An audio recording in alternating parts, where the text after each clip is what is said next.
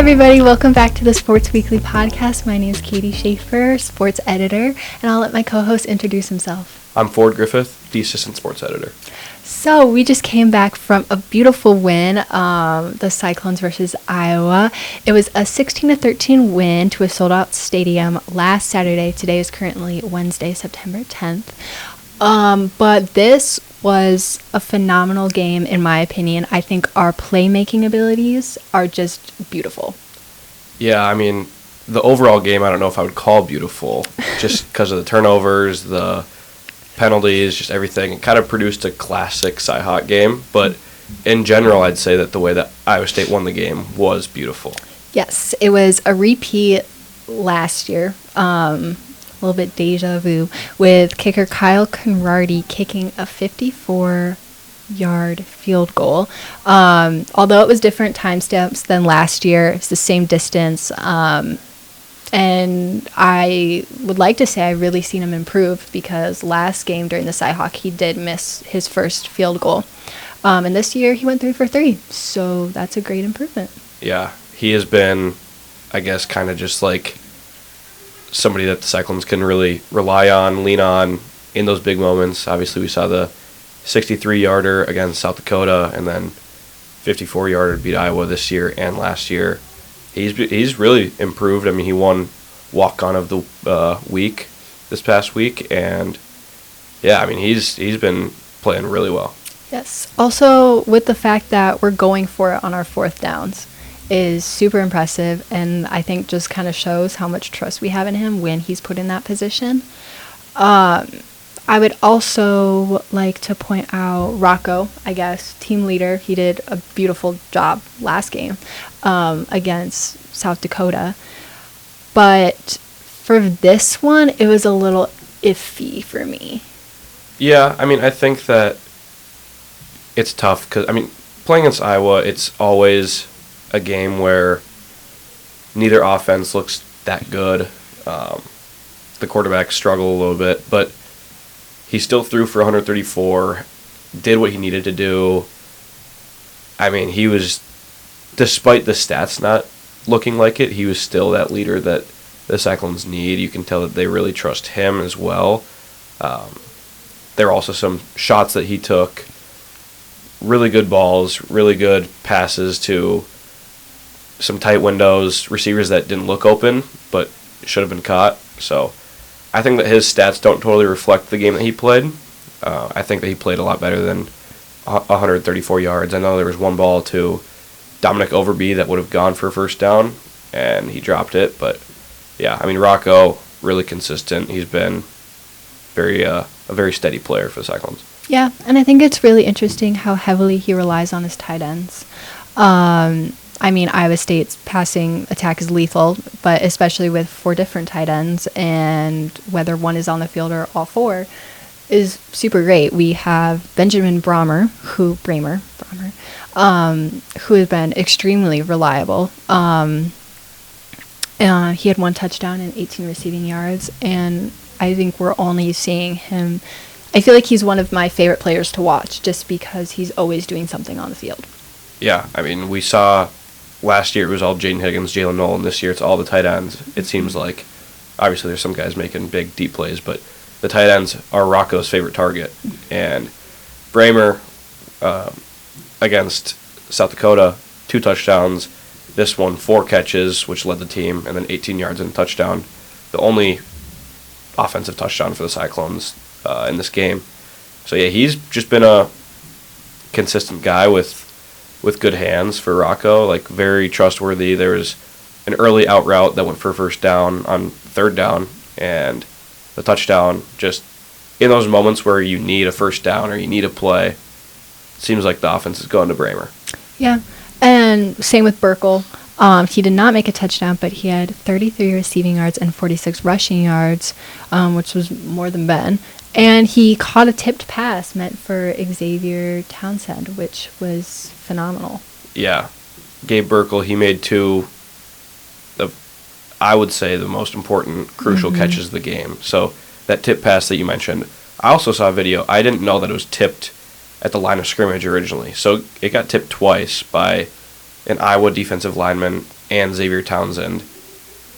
And then it went up, and Burkle came down with it, which was, I couldn't believe that play happened. Oh, didn't know that. I couldn't believe that, because originally I thought that Rocco just, like, overthrew Xavier Townsend a little bit, but doesn't look like that was the case. And, I mean, just for that to happen in favor of Iowa State was something you don't see very often. And then a little bit later that possession, it looked like Rocco was going to do a QB draw and then jump pass, threw it to Gabe, and once again came down with it with a big first down and set up Kyle's field goal. So both those tight ends, huge game, very important for this win. Yeah, and I think overall the Cyclones really controlled the tempo of the game, just like by successfully running the ball for 3 to 5 yards, picking up first downs, all that. So I thought that was really interesting. Also, I would like to give a big props to like our offensive coordinators and our defensive coordinators. I think our offensive coordinators are doing a great job of spreading the ball around to multiple receivers and tight ends. And then praise to the coaches and their offense and defense game strategies. Yeah, I think that Taylor Mauser for the offense has been really experimenting with this team because he didn't really know who he had catching the ball with the departure of Higgins and Knoll. So for him to get 7 or 8 guys involved each game, it's pretty impressive to do that with guys that you didn't know what they were going to be. Mm-hmm. But I am curious for the rushing attack. Abu Sama, Carson Hansen. Sama had 47 yards on 12 carries. Carson Hansen had 46 yards on 11 carries. Do you think that there's like a lead back, or do you think that one of those guys is going to push through or kind of become the number one guy? I want to say Carson Hansen just because he's been like statistically reliable and we've kind of seen the same. But lately, Abu has kind of just been making small little improvements here and there, and he's speedy and can get the job done. But honestly, seeing how this is going with our tight ends and everything, I've said this before, like it's good to have them in our back pocket. Mm-hmm. But I don't know how much we'll see of them. Yeah.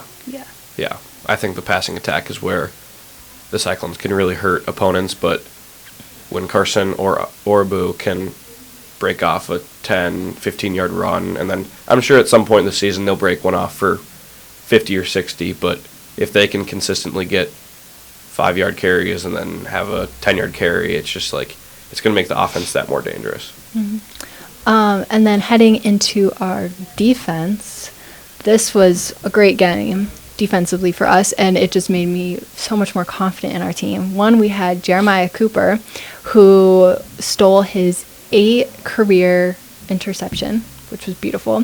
We had Tamatoa McDonough, I can't say that one, who had back-to-back sacks and ended with a team high of 2. And then we had Marcus Neal Jr., a team high of 9 tackles, excuse me.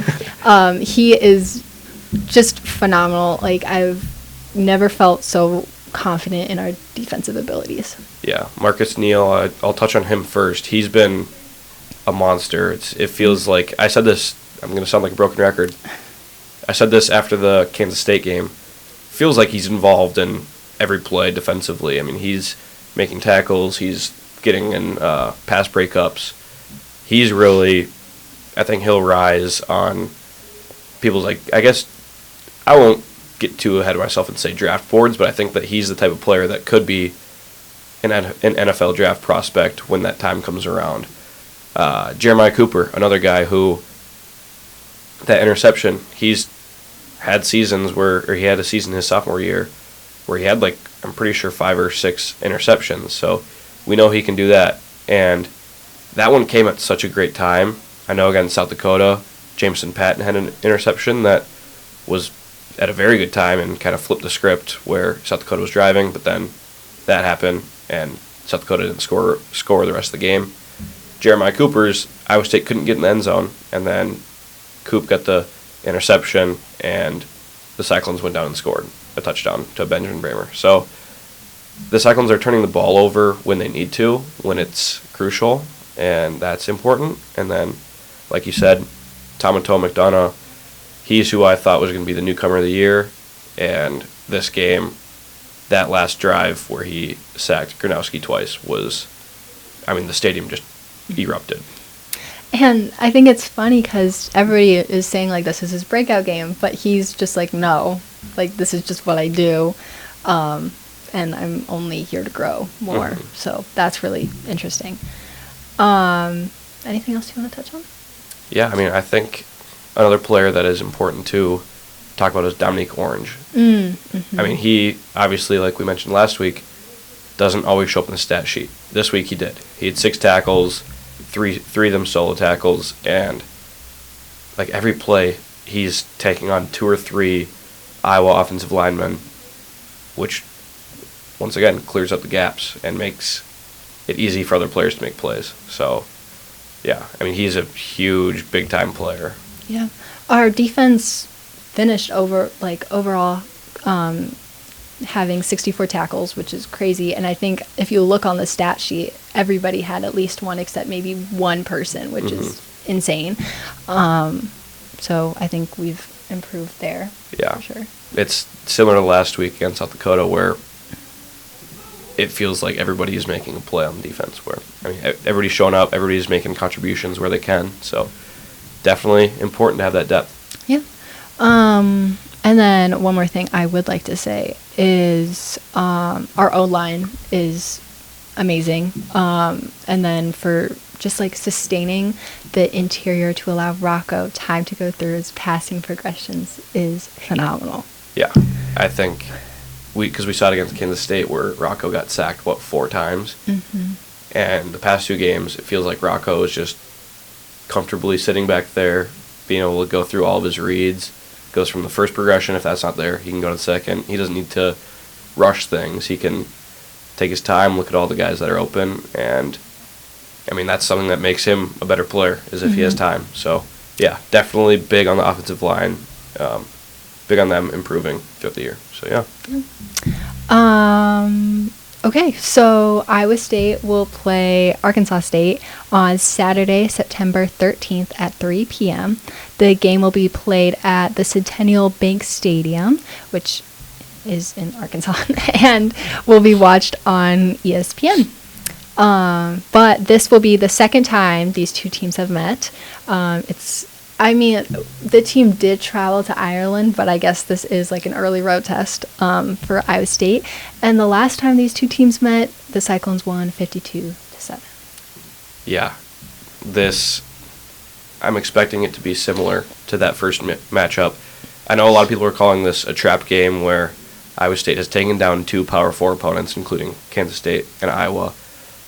And then, like, they've just been go, go, go, and then now they have Arkansas State on the road, and it seems like it should be a gimme game, but some people are saying, oh, Arkansas State, they could surprise people. I don't really think so.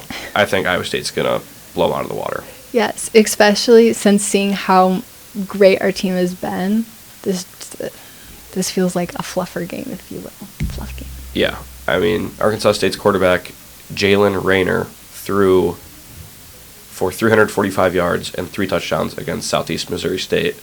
But then against Arkansas, who I'd say the Cyclones match up more close with, he only threw for 125 yards, 1 touchdown, and 2 interceptions. So, because of that better comparison, I'll use those stats to compare to the Cyclones more than Southeast Missouri State. Yeah.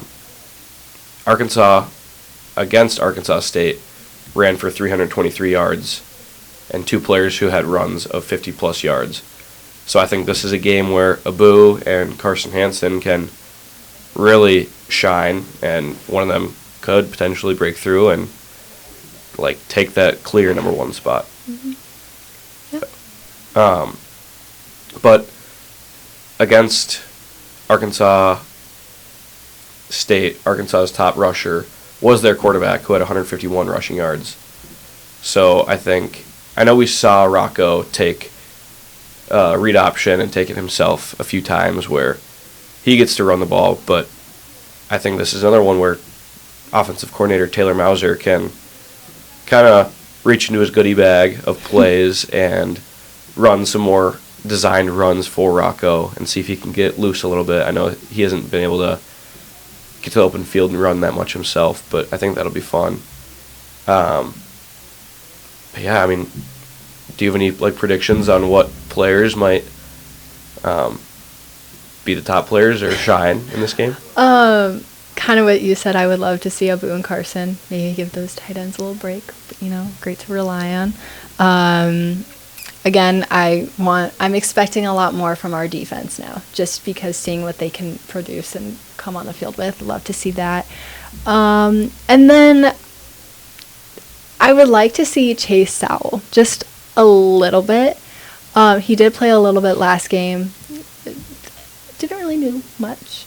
But for somebody who has such a great background and has so much experience, it's really hard for me to know that he's not really contributing a lot to the team.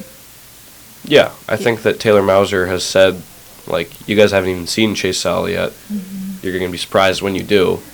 So, yeah, I think that he had 2 catches for 17 yards against Iowa, I believe. Both of them pretty important catches. One of them was when Iowa State was backed up on its own 2 or 3 yard line. So that was, I guess, high pressure situation that he played in and made a play. But yeah, I think Rocco will be able to pass the ball pretty, I wouldn't say easily, but he'll look comfortable for sure. And then I think that the defense can make some plays because Arkansas State's quarterback got sacked 4 times against Arkansas. So I think this is another opportunity for Dominique Orange, Tamantoa McDonough, Caleb Brzezina, all these different players to get in the backfield and get to the quarterback. So I think it'll be a blowout, but like I mentioned, trap game, coming off 3 straight go weeks.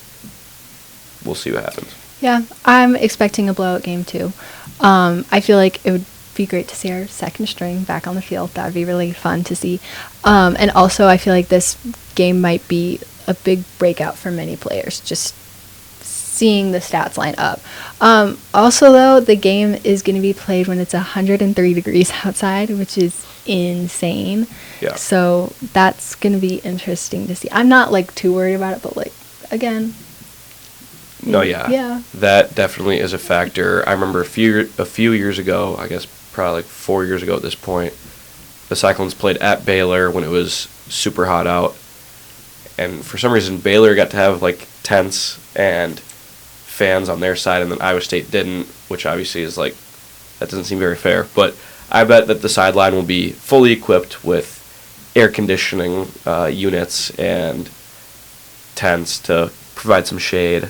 And, I mean, that on-field temperature, it goes up even more when you're actually on the field. So I think they just got to stay hydrated. They got to drink their water beforehand, and then they'll be good. But, yeah, that'll be very sweaty and hot. And, yeah. So this game will take place on September 13th at 3 p.m. Other sports to touch on this week?